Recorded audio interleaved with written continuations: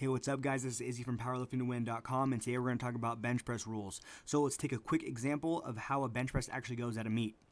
First, they're going to call it the bar is loaded, and as soon as they do that, you have 1 minute to get to the bench and start setting up. You can take your time, don't need to rush. A minute is really actually plenty of time. Now, next you're going to unrack the bar. You can get help from a spotter if you want. When you unrack it, you're going to wait. And when the judge says start, you're going to begin to lower the bar, but you have to wait for that command. Lower all the way down to your chest. It has to touch your chest. Wait for the judge to say press.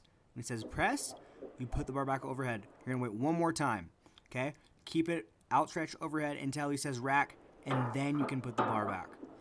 If you fail to follow any of these commands, you will fail the lift. You have to wait for the judge to say start. You have to lower it all the way down to touch your chest and wait for the press command. And you have to wait for the rack command to return the bar to the rack. If you don't do any one of those things, your lift automatically fails, even if you got it. So follow the commands. Okay, another thing we're looking for is the points of contact. Your head has to be on the bench, your shoulders have to be on the bench, your butt has to be on the bench, and your feet have to be on the ground. Some federations don't require the head to be flat on the bench, and other federations don't require your heels to be flat, but all require your butt to be on the bench.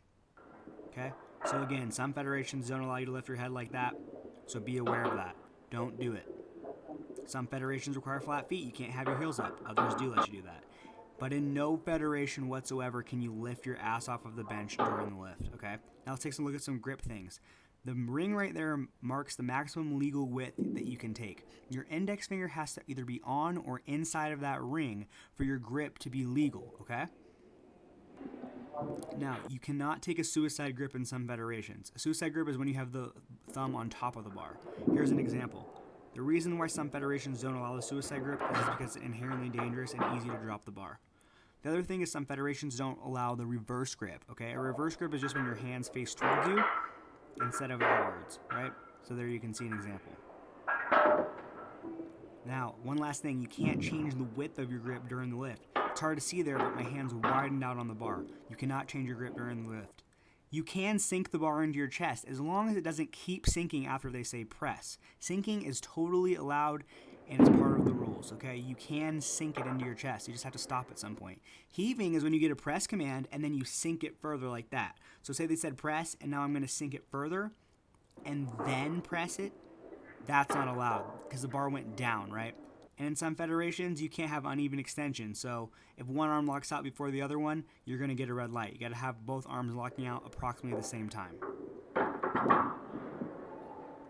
And again, in any lift, if the bar moves downward during the descent and then you somehow still get it, it doesn't count. Okay, one big thing in bench pressing is that your elbows have to be fully locked out. This looks locked out, but it's not. Watch. That's locked out. You have to have full extension at the top to get credit for the lift, okay? Federations are different in terms of how strict they'll be about that, but it's part of the rules. Well, guys, I hope that was helpful, and as usual, check out powerliftingtowin.com for more great powerlifting information.